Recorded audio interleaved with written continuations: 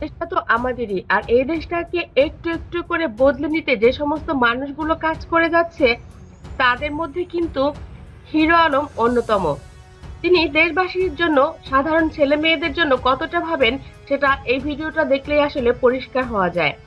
তিনি গরিব ঘরের সন্তান, কিন্তু তার মন মানসিকতা একটা অনেক বড় লোকের চেয়ে অনেক বড়। তিনি দেশের মানুষের জন্য কি ভাবছেন, সেটা আমরা একবার দেখে নেই, চলুন। না দেখে যদি ভালো দিকে দেখি মানে দৃষ্টিভঙ্গি, তাহলে অবশ্যই সমাজকে বদলে দেবে। এটা আমার আমি এর মধ্যে সবচেয়ে একটা জিনিস সবচেয়ে বেশি ধরেন মানুষ অল্পতেই হতাশ হয়ে যায়। ধরেন সামান্য একটা এসএসসি পরীক্ষা, সামান্য পরীক্ষা দিতে কোনো ছেলে পেলে হঠাৎ কোনো পরীক্ষা হয়তো ফেল করার কারণে অনেকে হয়তো আত্মহত্যা করে, অনেকে হয়তো সুইসাইড করতেছে। কি কারণে? হতাশের কারণে। আমি হতাশ হয়ে গেছি, চাকরি পাইনি, চাকরির অভাবে কি করতেছে মানুষ হয়তো সুইসাইড করতেছে। কেন? হতাশের কোনো কারণ নাই।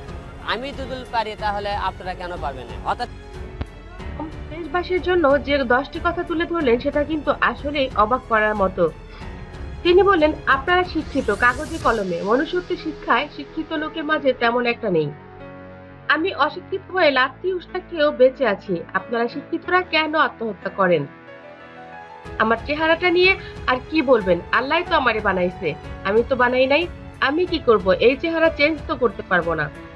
জীবনের সব সমস্যা আমি টাকা দিয়ে করেছি, শুধু নির্বাচন ছাড়া। শিক্ষিতরা যে আমার নিয়ে মজা করেন, আমার জায়গায় থাকলে তো রিস্কা চালায় খাইতেন। আমি তো তাও চেহারা খারাপ বলে মিডিয়ায় আইছি। আপনার তো চেহারা মোটামুটি, আপনি তো তাও পারতেন না।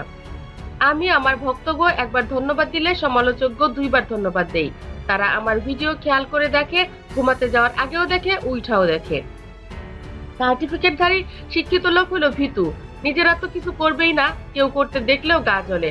এরা যে কি চায় নিজেরাই জানে না। আমি পরিত্যক্ত সন্তান হয়ে চানাচুর বেচে সিডি, ডিশলাইন, মিউজিক ভিডিও করে 10-15টা মানুষের দায়িত্ব নিতে পারি। তাহলে আপনারা শিক্ষিত মানুষ কিছু কেন করতে পারেন না? আমি হিরো আলম, আমার ভিডিও দেখে খালি মানুষ হাসবে এই জন্য কাজ করি। আমার মানুষের হাসি মুখ দেখতেই ভালো লাগে। এইসব ভাইরাল সমালোচনা এসবের জন্য কাজ করি না। আমি সকল বিধবা মা, পরিত্যক্ত নারী ও শিশুদের জন্য একটা সংস্থা করে যেতে চাই, যাতে আমার মায়ের মতো কারো মার যেন মায়ের খেয়ে রাস্তায় বাচ্চা নিয়ে রাত কাটানো না লাগে। দৃষ্টিভঙ্গি বদলান, আমরা সমাজকে বদলে দেব। হিরো আলম।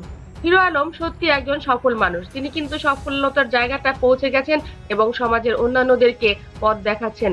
আমরা যদি তার পথে হাঁটি, নিশ্চয়ই একদিন সমাজটা বদলে যাবে। বদলে দিতে হিরো আলমের সঙ্গে কিন্তু আমি আছি। আপনারাও একটু একটু করে এগিয়ে আসুন। আমার চ্যানেলটি যদি আপনাদের ভালো লাগে, লাইক, কমেন্ট, শেয়ার দিন এবং পরবর্তী পর্ব পেতে সাবস্ক্রাইব করুন। ধন্যবাদ।